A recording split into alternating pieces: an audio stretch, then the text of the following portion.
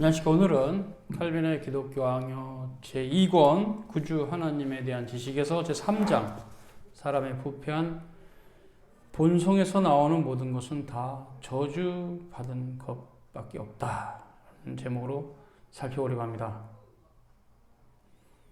칼빈은 이 장에서 사람의 본성은 부패하였기 때문에 지성과 의지가 전적으로 새로지기 전까지는 답이 없다, 이런 식의 말을 합니다.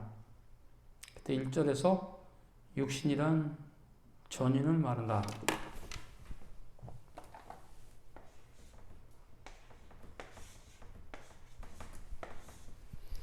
헬라어로 육신을 사르크스라고 합니다.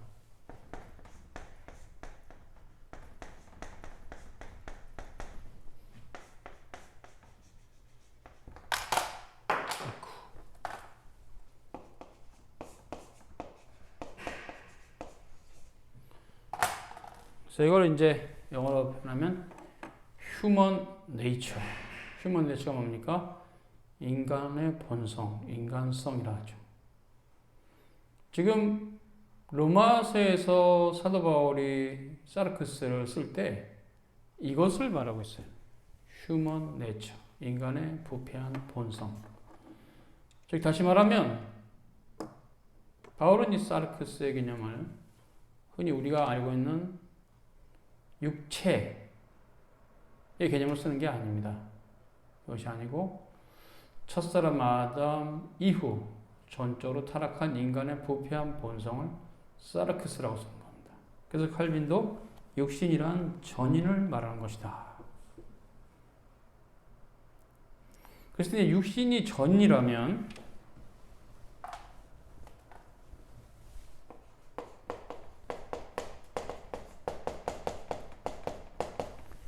육신이 전인이라면 우리는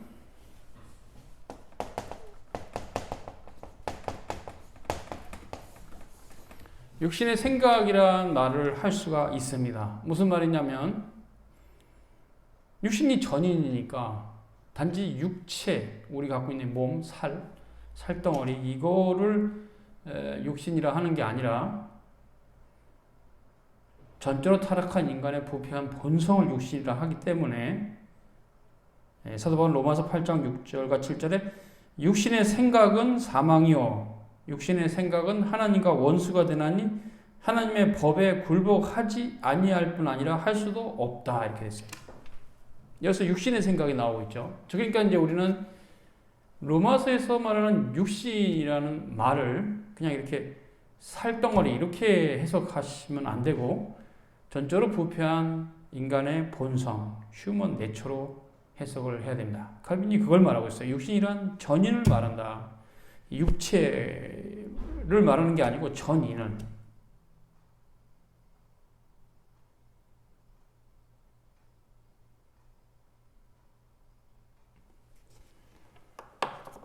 그래서 이제 육으로 난 것은 육이요라는 그 말씀드리는데 성경에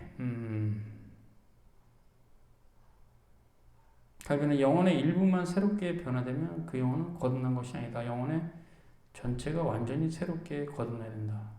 이렇게 말하는데요. 그러니까 심령이 새롭게 되어 유혹의 욕심을 따라 썩어져가는 옛사람을 버리고 이런 이제 표현들.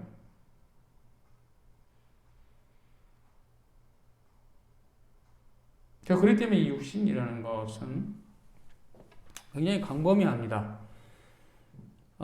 우리가 뭐 게을러지고 싶은 마음도 육신의 생각이겠죠.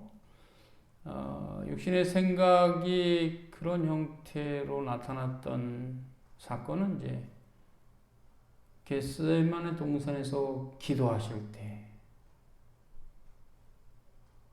주님의 제자들 잠을 주무셨죠. 거기서도 이제 육신의 연약함이 보이고 주님께서 마음은 원이로되 육신이 약하다라고는 긍휼의 말씀을 하셨는데 육신은 그렇게 굉장히 포괄적입니다.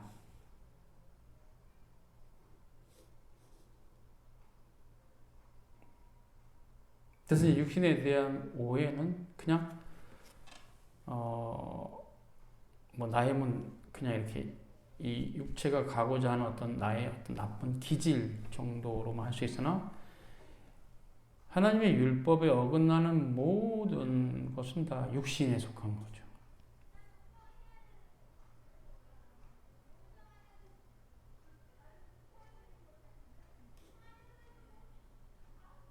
그래서 이제 이 육신이 일어난 표현은 상당히 포괄적이다. 전인이라는 말에서 찾을 수 있어요.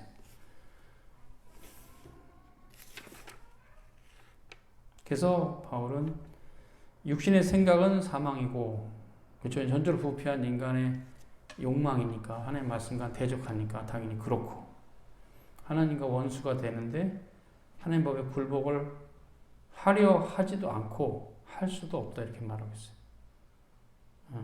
그러니까 육신의 생각과 하나님 법이 대조를 이루고 있어요. 육신의 생각, 로마서 8장 6절이죠.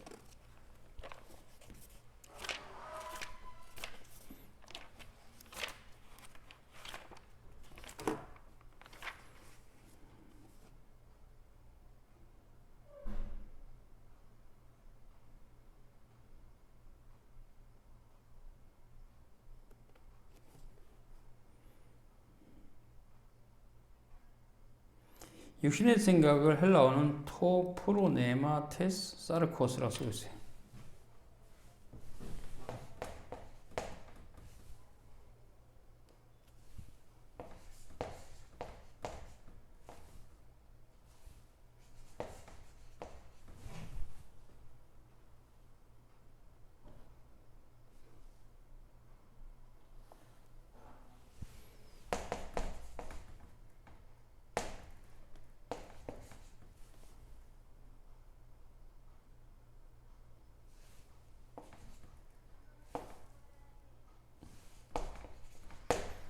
좀 좁네요.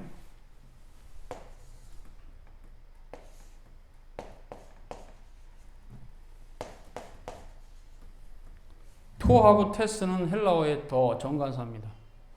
프로네마하고 이제 사르코스인데요. 이게 이제 육신이란 뜻이고, 사르코스가 프로네마가 생각이죠.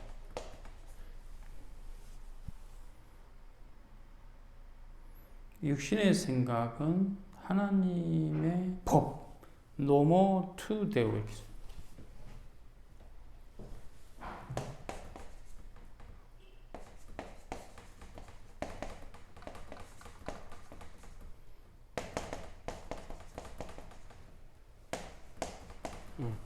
육신의 생각은 하나님의 법에 대해서 굴복을 하지도 않고 할 수도 없다 이렇게 했어요.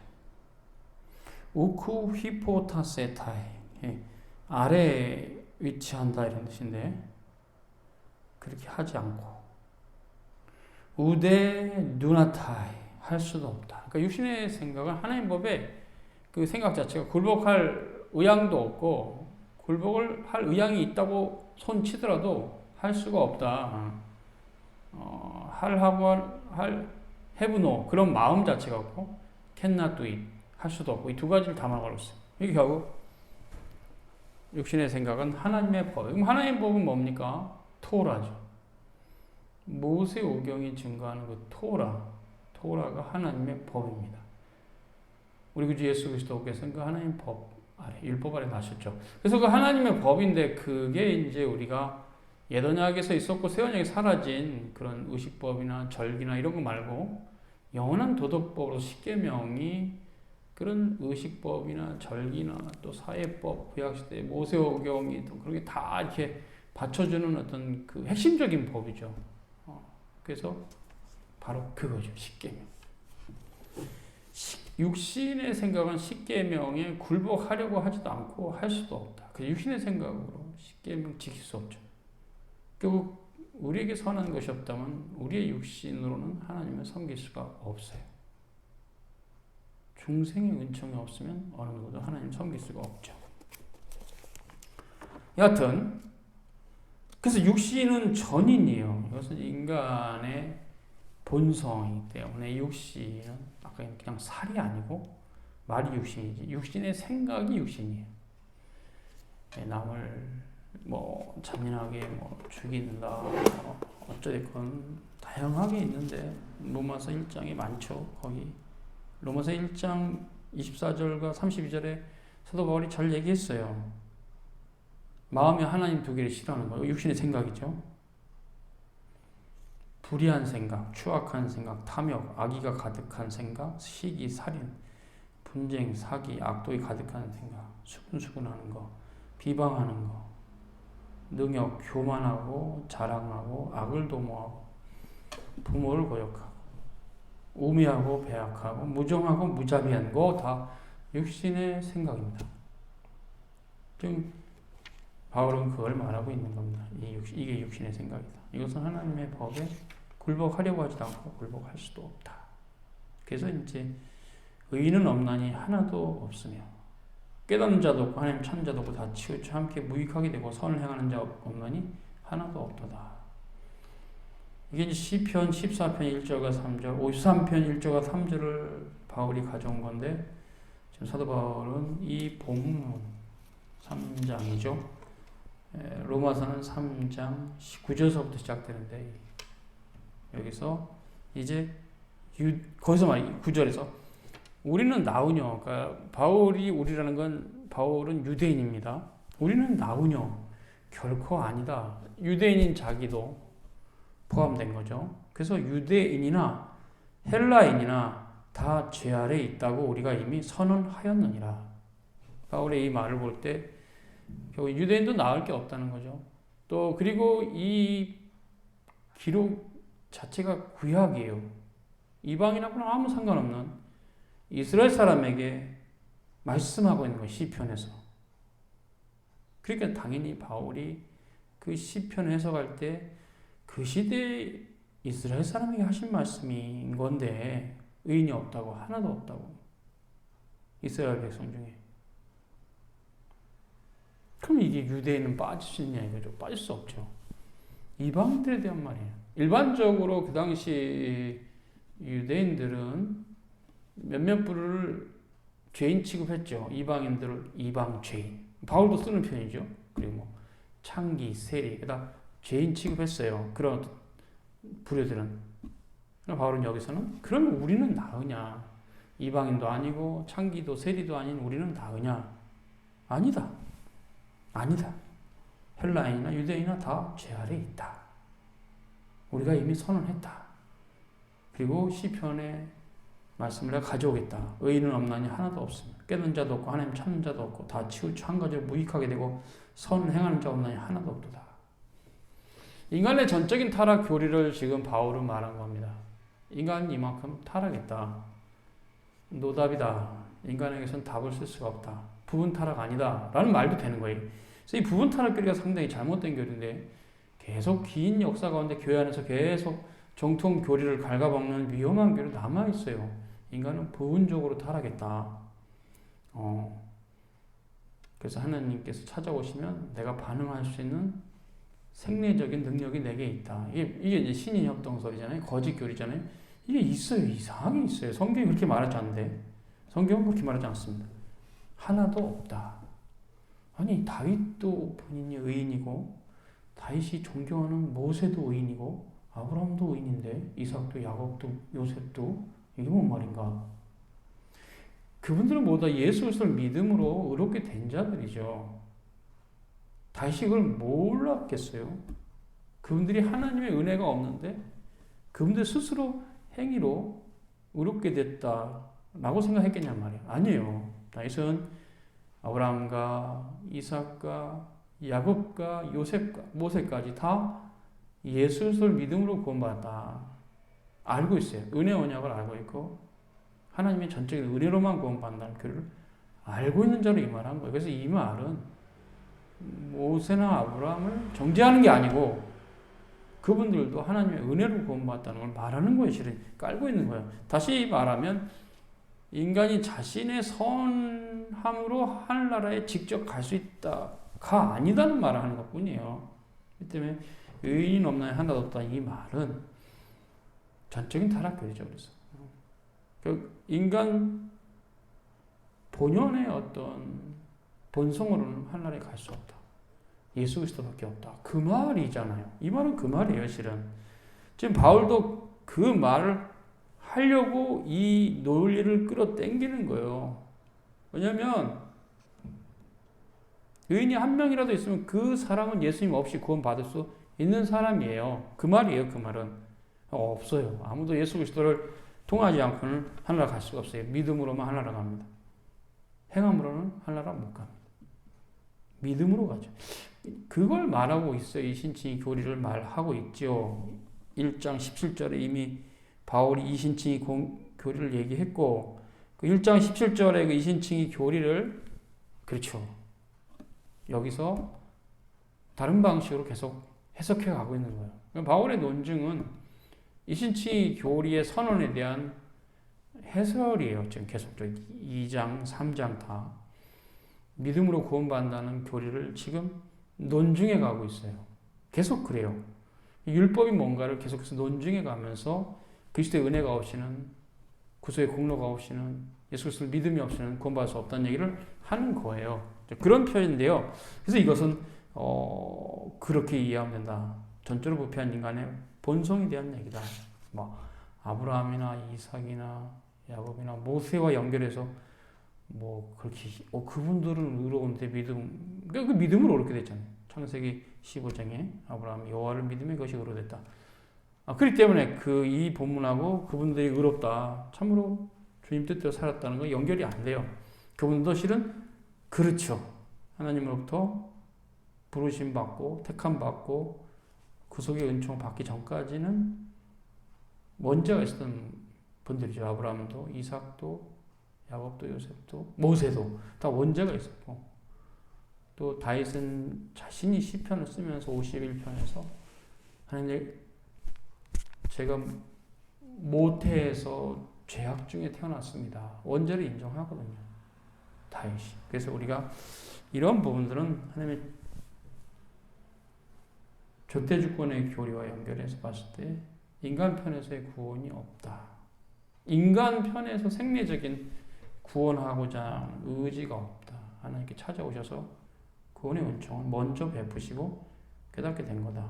그래서 이 의미는 인간 편에서 스스로 그리스도 없이도 하나님을 깨닫고 하나님 올바로 찾고 그래서 하나님 잘 섬기고 이런 자가 있느냐? 없다라는 말을 지금 바울이 하고 싶어서 이렇게 그리스도의 복음을 전하는 과정에서 로마서 이렇게 끌고 가는 겁니다. 칼빈은 이제 인간의 배도의 가장 큰 부분은 지성의 배도라고 말하고 있어요. 굉장히 중요한 겁니다. 지식의 결핍이죠.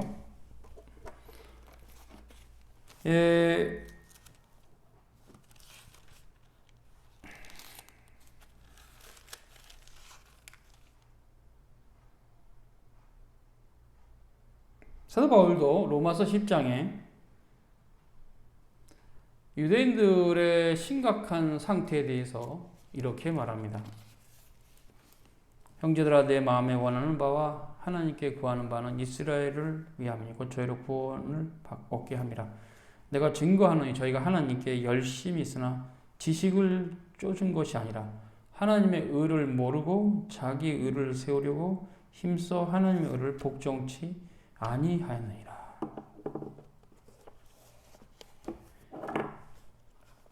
그들이 열심히 있었다.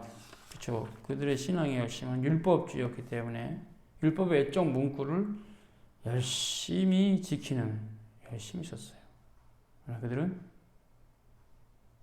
지식을 쫓진 않았다. 헬라어로 에피그노시스라는데요. 여기서 이제 에피그노신 되는데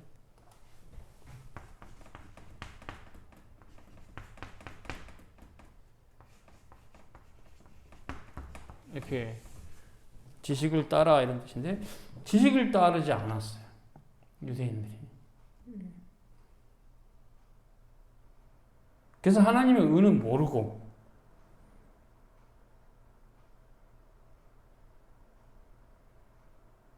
하나님의 의는 모르고 자기 의를 세우려고 열심을 했어요. 그러다 보니까 결과적으로 하나님의 의에 힘써서 복종하지 않는 사람이 돼버렸어요. 이게 신앙의 열심이라는 게 하나님의 말씀이 없는 열심은 딱 유대인들의 신앙과 똑같아요. 열심을 내도 의미가 없어요.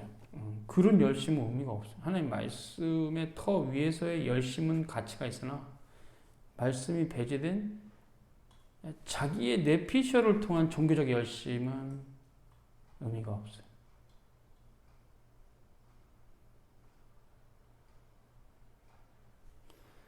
중요한 말을 바울이 하는 겁니다. 율법주의 갖고는 위험한 신앙이 이거죠. 법의 외적인 문구를 열심히 지킵니다. 지키는 것 자체가 나쁘다가 아니고 그 법의 취지와 의미는 하나도 관심이 없어요. 그 법의 의미와 취지를 알려면 지식이 필요하죠. 이게 무슨 뜻인가? 그럼 십계명 무슨 뜻인가? 살인하지 말라. 그럼 살인 안 하면 되죠. 그럼 그 살인하지 말라는 의미가 갖고 있는 깊은 의미는 지식이 필요해요. 그렇지 않으면 그냥 그 말 자체는 너무 쉬운 말이니까 칼로 남 찔러 죽이지 않으면 되겠구나. 이렇게 자기 스스로 단정하지만 그렇게 단정했던 유대인들에 대해서 예수님께서 한마디 던지신 거죠. 마음으로 너가 이웃을 미워하는 것이 살인죄다. 너 살인자다. 그 말하시고 예수님께서 우리 흔히 쓸 말로 벙찌는 거죠. 이게 뭐지?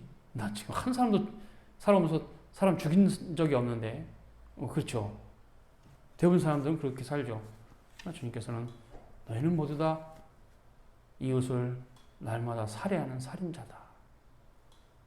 무엇을 말합니까? 결국 율법의 의미를 깨닫기 전까지는 율법 외적 문구는 그냥 쉬워요. 살인하지 말라. 다 아는 겁니다. 거짓 증거하지 말라. 근데 내가 정직하게 어떤 법정에서 말하고 이런 거다. 모르는 사람이 어딨어요. 그러나 그것을 깊이 이해하는 데는 지식이 필요하죠. 그 당시 이스라엘 백성들이 하나님께 열심히 있었으나 하나님 아는 지식을 쫓지는 않았어요. 자기 의를 세우려고 했더니 율법주의인데 자기 의를 세우려고 열심을 냈는데 이것이 오히려 하나님의 의를 복종치 아니하는 꼴이 됐어요. 그래서 지식 없는 소원이 선하지 못하다. 성경에서. 갈비는 하나님께 대한 배도의 첫 자리는 지성의 결핍이다. 그러니까 하나님 말씀이 결핍된 건데 지성의 배도죠. 그래서 이제 이거는 우리가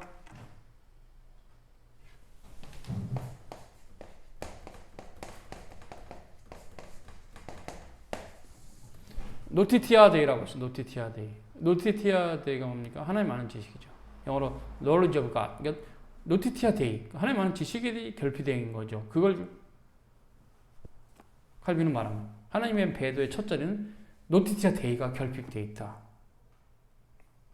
지성의 결핍, 혹은 지성의 배도. 그러니까 지성의 배도는 육신의 생각이에요. 우리 모두 다 내 뜻대로 살고 싶어. 내 뜻은 뭡니까? 육신의 생각이죠. 하나님 뜻이 아니잖아요. 그러니까 하나님 뜻과 내 뜻이 일치하는 건 최고로 좋은데 그것은 믿음으로만 그렇지. 믿음이 없는 자는 어느 누구도 하나님 뜻과 자기 뜻이 일치된 사람이 없어요. 쉬운 예로 주의를 지키는 거 하나만 딱 예를 잡아도 세례받고 하나님 백성이 된 자들은 주의를 지키러 옵니다. 교회. 그럼 세례 안 받고 크리스찬이 아닌 사람은 주의를 지키러 교회로 오나요? 안 오지? 최소한 세례를 받으려고 오는 사람이 있을 수 있죠. 아직은 세례 안 받아도. 그런 사람들은 이미 마음이 온 거잖아요. 그러니까 이것이 그 하나만 봐도 하나님 아는 지식이 결핍되어 있으면 당연히 지식의 배도가 있게 되죠. 그 지식의 배도는 하나님 율법을 모르기 때문에도 안 지키고 알아도 안 지켜요. 싫거든요. 본인 기독교인들은 안식일을 지킨다 그러면서 주일날 교회를 간대. 그날은 내가 놀지 잠이나 자고. 그게 이방인들의 불신자들의 생각이잖아요.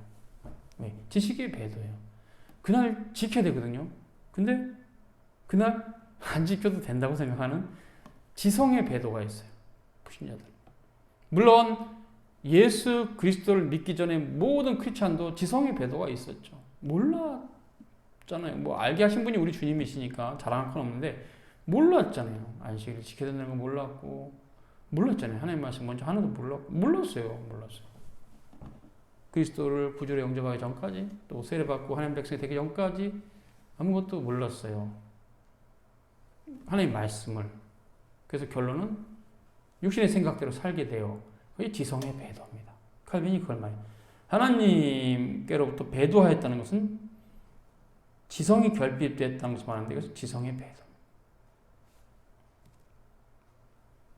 하나님은 인간은 이제 다 타락했으니까 우리 구주 예수님 빼놓고는 다 전적으로 타락한 원죄를 갖고 있으니까 시작부터 지성의 결핍으로 시작하죠.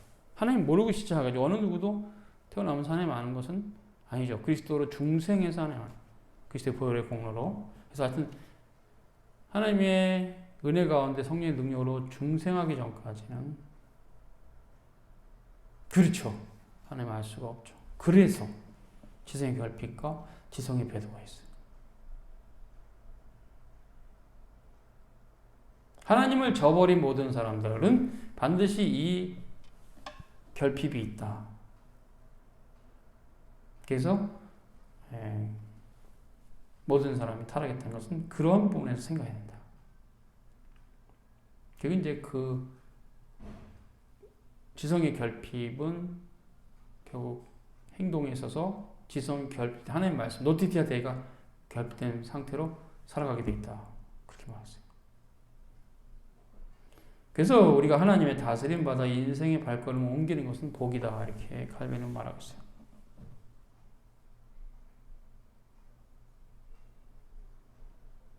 그렇기 때문에 모든 인간의 원죄가 있잖아요. 그래서 이런 부패한 본성은 처음부터 물려받은 것이기 때문에 우리 본성에서 선한 것을 찾으려고 하는 자는 어리석은 자다. 칼빈은 이렇게 말하고 있어요. 그렇습니다. 우리에게서 선한 것을 찾으려고 해요. 나는 예수님 없이도 선한 게 있어. 뭐 그런 사람들. 뭐 대표적으로는 펠라기우스가 그랬죠. 자력구원설까지 갔잖아요. 그리스도 없이도 내 힘으로 그리스도가 가신 길을 내가 따라가면 내 힘으로 내 종교적인 열심과 능력으로 따라가면 나는 그리스도 없이도 구원받을 수 있다. 자력구원설이겠어요. 너무나 말도 안 되는 소리니까 이제 중세교회가 아무리 타락해도 펠라기우스 교리를 받질 않았어요. 다만 펠라기우스 교리 한 부분 떼어내고 정통교리 한 부분 떼어내서 붙인 게 신인협동설이에요. 이건 아주 오래된 고약한 교리입니다. 교회 안에 있으면서. 왜냐하면 자력구원설은 너무나 말도 안 되는 거예요. 기독교를 배제시키니까, 즉 예수님을 배제시키니까, 그리스도를 배제시키니까 이건 말도 안 되기 때문에 이건 받을 수가 없어요. 정통교회는. 그래서 펠라기우스 교리를 그대로 안 받습니다. 세미 펠라기우스가 되는 거죠. 펠라기우스 교리 중에서 일부. 그러니까 그리스도 없이도 구원받을 수 있다. 자력구원설은 안 돼. 다만 그리스도의 보혈의 공로 50%, 나의 능력 50% 믹싱해가지고 하나를 가는 거야. 이거는 로마 가톨릭이 오래전부터 가지고 있는 교리입니다. 거짓 교리인데 상당히 교회 안에 있어요. 부끄럽게도 프로테스탄트 여러 교파들 안에도 있어요. 신협동설이. 정말 위험한 교리입니다. 하나님의 절대 주권의 은총으로만 구원받지 인간 편에서 선한 것이 없습니다. 토탈 디프라비트, 즉 TULIP, 돌트 신조 5개 교리 중에서 첫 번째죠. 토탈 전적인 타락. 이 때문에 이런 교리들을 우리가 잘 이해하고 하나님 말씀 보면 맞는데 이런 교리들을 따라가지 않으면 자꾸 신인협동설로 가게 되고 이 신인협동설로 가면 율법주의로 반드시 갑니다. 하나님의 은혜로 구원받지만 나의 그리스도와 관계없는 내 자신의 종교적인 열정으로 하늘나라에 가서 그리스도의 공로 없이 내 자신의 어떤 선함으로 좋은 데 살 수 있어. 그건 내 거야. 그리스도와 상관없는. 그리스도가 나를 구속은 시켰으나 하늘나라에서 좋은 자리는 내 능력이야. 이게 이제 신협동설이야. 이게 위험한 교리죠. 말도 안 되는 겁니다. 예수님께서 상을 주실 분은 하나입니다. 그때 그랬잖아요. 제자들이 하나님 저를 우편에 우리 동생을 좌편 이런 식으로 자꾸 이렇게 제자들이 12제자 중에서 어떤 자들이 하니까 주님께서 그거는 아버지 하나님께서 하실 일이고 너희들이 그것이 관여하지 마라. 그러니까 인간의 노력이 아니고 하나님의 은총이라는 얘기를 예수님 그렇게 표현하신 겁니다. 어느 자리에 앉을 건 너희들 생각하지 마라. 주님께서 알아서 할 일이다. 그게 결국 그 말이에요. 하나님 절대주권 교리와 하나님 전적 은총으로만 구원받는다는 말이 인간이 노력해서 어느 자리에 앉고 그렇게 되는 게 아니라는 얘기죠. 이 참 하나님의 절대주권 교리와 하나님의 절대적 은총으로만 구원받는 이 교리가 성경적인데 상당히 많이 오히려 더 뒤섞인 교리, 혼합주의. 반쪽은 하나님의 능력, 50%는 인간의 능력으로 구원받는다는 이런 식의 교리들이 횡행하는 것이 현실인 건 좀 아쉬워요. 그러나 칼빈은 말합니다. 그렇지 않다고. 그래서 칼빈을 따라하는 칼빈주의를 하죠. 맞죠? 성경적이죠. 이게 맞습니다. 그래서 원죄를 가지고 태어나는 우리의 본성에서는 선한 것이 한 가지도 없다. 그냥 이걸 깊이 이해하면 돼요. 깊이 이해가 안 되니까 또 뒤집고 또 내게 선한 것이 있는 거 아닌가 마음속으로 말하고 싶고 하는데 칼빈이 이 말 그대로 인간에게 선한 것이 한 가지도 없습니다. 구원은 전적인 하나님의 주권적인 은혜입니다. 그리고 이제 3절에서 사람의 본성적인 악의 발동을 억제하신 하나님의 은혜. 이건 이제 일반 은총인데요. 각 사람마다 굉장히 달라요. 그러니까 이제 우리가 그리스도인은 빼고 일단 세상을 봅시다. 그리스도인이 아닌 사람들 보면 착한 사람도 있고 악한 사람도 있어요. 아주 천차만별이에요. 그 부분에서 칼빈이 이렇게 한다. 부패한 본성을 깨끗이 씻는 은혜가 아니고 내적으로 그 부패성을 억제시키는 은혜다. 즉 무슨 말이냐면 이제 그리스도 밖에 기독교 밖에 있는 사람들, 착한 사람, 악한 사람한테 착한 사람에 대해서 얘기하는 겁니다. 그가 착해도 성령으로 중생해서 그 부패성이 씻겨진 게 아니다. 다만 본인의 부패성을 상당히 부모를 굉장히 교육을 잘 시키는 부모를 만든다든가 하여튼 어떤 경우에 결과론적으로 그가 스스로 잘 극기해서 억제시켜서 상당히 그리스도인이 보기에도 존경할 만한 인격을 갖게 된 거란 말이죠. 또 근데 어떤 사람은 그 욕심 따라 마구 행하도록 하나님께서 내버려 두셔서 심각한 사람도 있죠. 그죠? 막 비리에 연루되고 수억의 그런 사람들.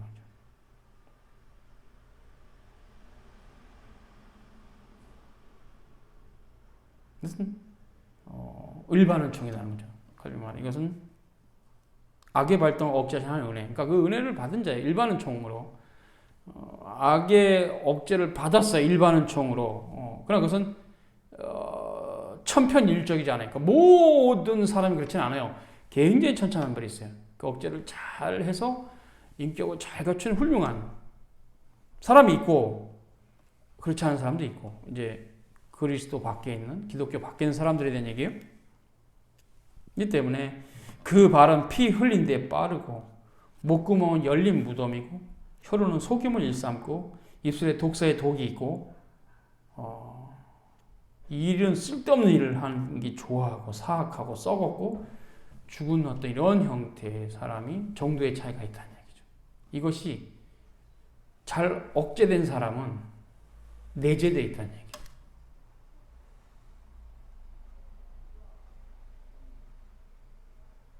그러나 그것이 막 겉으로 많이 나와서 그 가증한 것을 행함으로도 하는 사람도 있다는 얘기죠. 그 차이가 있다. 사람이 다 다르다. 이렇게 말하는 거예요. 칼빈은.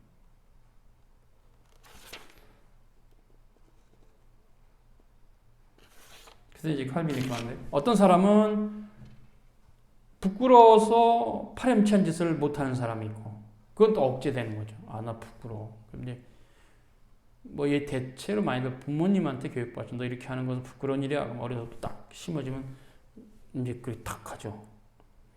어떤 사람은 이제 그분의 성향이 법에 대한 두려움 때문에 억지로 하는, 이걸 하면 안 되지. 나 걸리면 난 큰일 나. 나 그렇게까지 하고 싶지 않아. 이런 사람도 있고.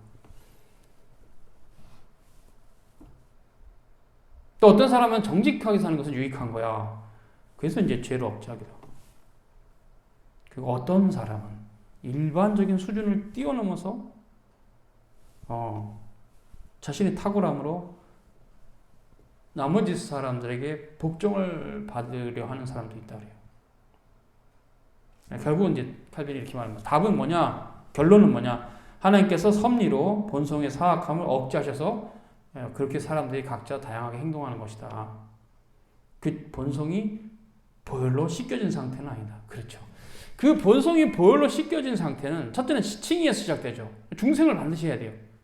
부르심과 중생과 회심과 믿음과 칭의가 있어야 돼요. 칭의까지 와야 돼요. 한순간 일어난 일인데, 그리고 이제 성화가 되어가는 것은 평생 일인데, 어찌됐건 간에 중생하기 전까지는 본성의 죄가 씻어지는 건 아니에요.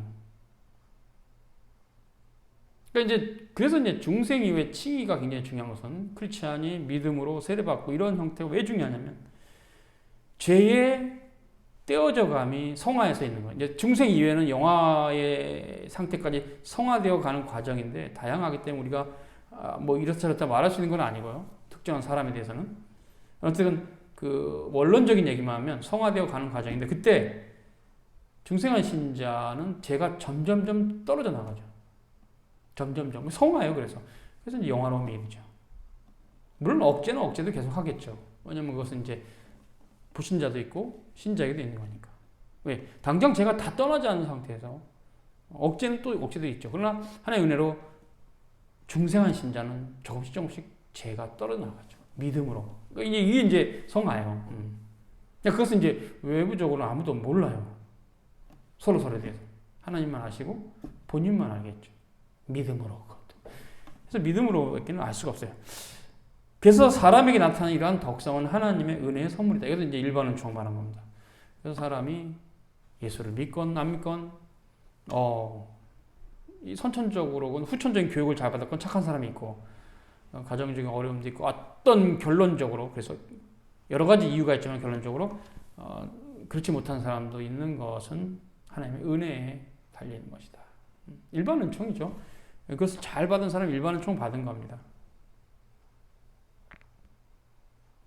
그래서 이런 덕성의 모습은 인간의 본성에 공통적이지 않다.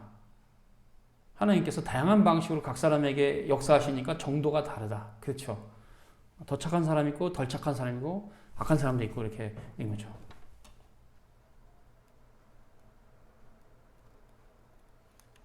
그래서 이제 하나님의 뜻이니까 특별한 은혜를 어떤 사람이 베푸시고 어떤 베푸지 않은 것이다. 일반을 총이다. 그러나 이런 덕행들이 사람에게는 칭찬을 받아도 또 유명해지기도 하죠. 그러나 하나님의 심판대 앞에서 의를 얻을 수는 없다. 그렇죠? 예수 그리스도의 보혈의 공로밖에 없어요. 인간 편에서 선행으로는 하나님 앞에서 의가 될 수는 없어요. 그래서 우리가 하나님께 받을 상급은 reward, 셰카르카 히브리어로 이것은 이 상급은 그리스도의 보혈의 공로로 전적으로 우리에게 주어진 그 은사로 받는 겁니다.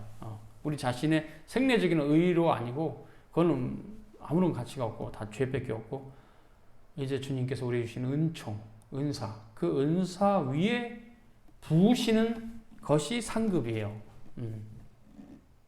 근데 상급은 차등이 아니죠. 차등을 말할 때는 동물의 고기에 값어치가 있습니다.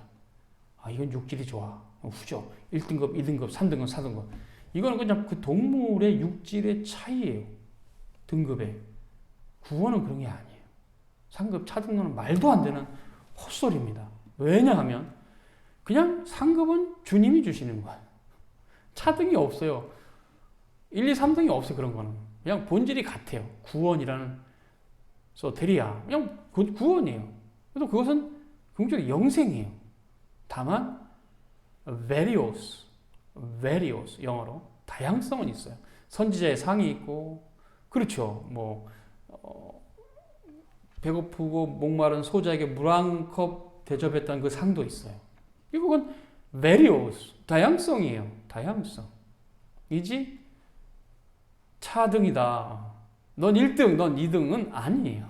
그건 인간적인 사색이에요. 성경이 말하는 상급은 various. 별의 모양이, 달의 모양이, 해의 모양이 다른 것처럼 상급에 various는 있다. 그러나 그것은 차등을 말하잖아요. 차등. 왜냐하면 고기가 1등급 고기와 2등급 고기는 질이 다르거든요. 이 맛이 달라요. 비싸요. 1등급은. 구원은 질이 같은 겁니다. 그리스도예요. 본질이 예수 그리스도예요.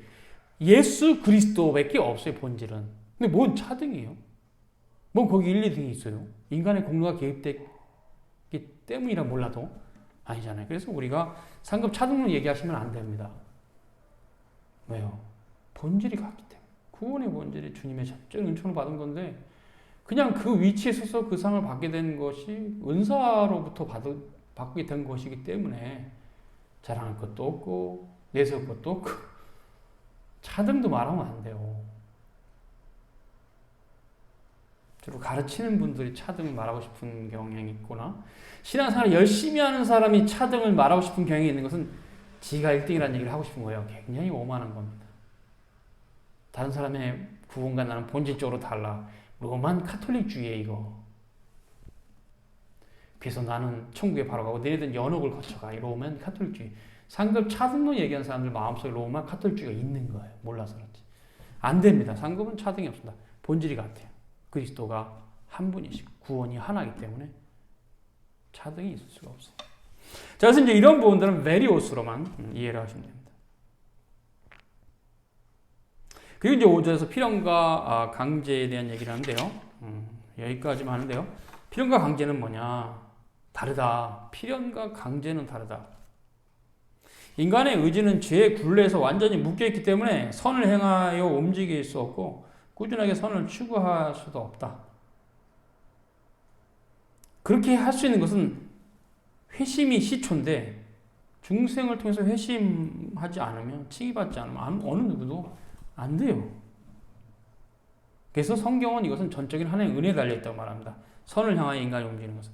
그래서 베드로도 세례라는 것은 물로 씻기는 게 아니라 선한 양심이 하나님을 찾아가는 게 세례다.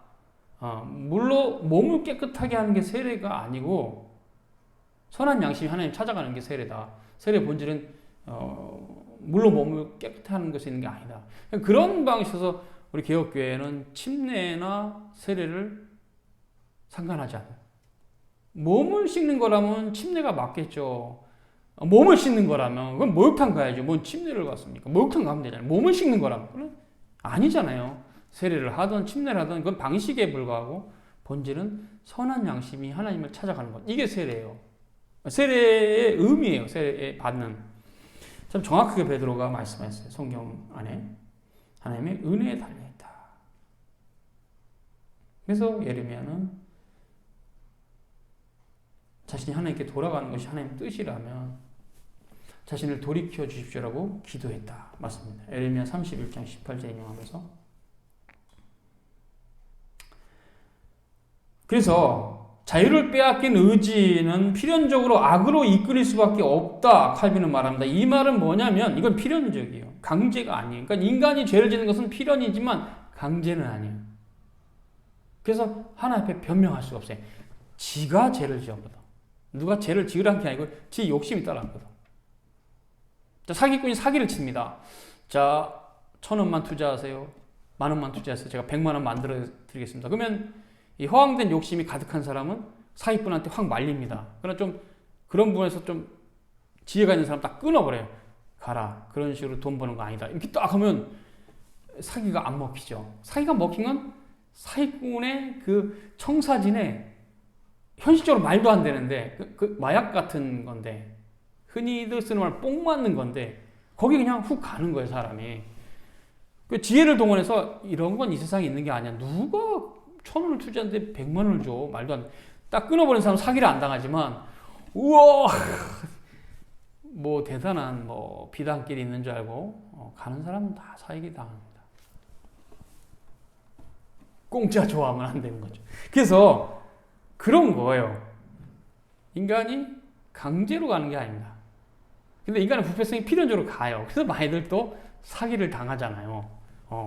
정직한 사람은 또 몇몇 있지만 대부분 또 사기를 당하고 아이고 내가 그럴 줄 몰랐다고 자기 부패성이 개입돼 있어요. 그 사기꾼에게. 그 돈을 다 털린 거예요. 그 사기꾼에게. 그래서 우리가 참 이래서 하나님의 말씀이 굉장히 중요한 것은 그 말씀이 잣대가 돼서 그렇게 살면 안 된다라고 참된 크리스찬에게는 말씀하세요. 그렇게 하면 안 된다는 거죠. 말도 안 된다는 거죠. 일하지도 않은 자는 먹지도 말라. 성경인데. 근데 어떻게 100원 투자해서 1억을 벌 수 있다. 말도 안 되죠. 그래서 이제 그런 거는 아닌 것 같다. 어느 정도는 아닌 확률이 99.9%죠. 그래서 우리가 그런 사기당하지 않는 법도 하나님 말씀 안에 다 있어요. 하나님 말씀을 잘 이해하면 사기 안 당하죠. 이건 내 부패성이 가는 거다. 이건 분명히 위험하다 이렇게 하시죠. 그래서 그런 경우뿐만 아니라 인간이 죄를 짓는 것은 필연에 의한 것이 강제에 의한 것이 아니다. 그 얘기를 하다가 설명이 좀 길어졌는데요. 그래서 사람이 타락해서 그 부패성으로 필연적으로 죄를 짓지 뭐 자기가 무슨 강제로 죄를 짓는 경우는 그 죄를 짓게 한 사람이 진짜 죄인이죠. 정부 사례는 돈을 받으니까 그건 아니고 칼을 들이대고 너 이 사람을 때려 이런 거는 이제 뭐 인신을 구속한 거니까 이런 경우는 우리 진짜 그 때리는 사람도 피해자인데 어찌됐건 대체로 이제 일반적인 경우에 죄를 지는 것은 부패성으로부터 나오는 필연적인 거지 강제는 아니다. 칼빈주의는 그걸 말하고 있어요. 사람은 죄를 지을 수뿐이 없는 필연성에 매여 있다. 그렇죠. 그래서 전적으로 타락한 인간은 성령의 능력이 아니고 그냥 죄를 짓게 돼 있어요. 노력한다고 죄를 그러니까 내 노력 내 인간적인 의지를 발동해서 죄를 안 지을 수 있냐? 아니요. 죄를 지어요. 인간의 의지로 죄를 안 지을 수 없어요. 하나님의 전적인 은총입니다. 성령의 능력에. 그래서 죄를 안 짓는다. 뭐 성화라는 게 당장 죄를 완벽하게 안 짓는 건 아니니까. 제가 많이 비유를 드는 것은 이제 그것이 꼭 죄다 아니라는 걸 기준 잡는 게 아니고 죄라고 치고 담배 피는 게 죄다 칩시다. 그러면 10가지 핀 사람이 성화가 되면 언젠가는 한 가지 핀다. 그런 식의 비유인 것처럼 죽는 날까지 완전히 성화될 수는 없는데 성경이 가르치면 영원하게 될 수 없고 근데 그러나 점점 죄로부터 자유케 된 건 맞죠. 점차적으로. 그래서 전투하는 교회인데 지상의 교회는. 그런데 강제는 아니에요. 필연이지. 다 죄를 짓는 것은. 그죠? 그래서 즉 답인 2분에 그거 말합니다. 우리가 죄를 지을 수뿐이 없는 연약성이 있어서 필연적으로 죄를 짓게 될 거다. 의지를 발동한다고 죄를 안 지을 수 없다라는 인간의 전적 타락, 전적 무능력에 대한 교리를 말하는 겁니다. 오늘은 여기까지. 수고했습니다.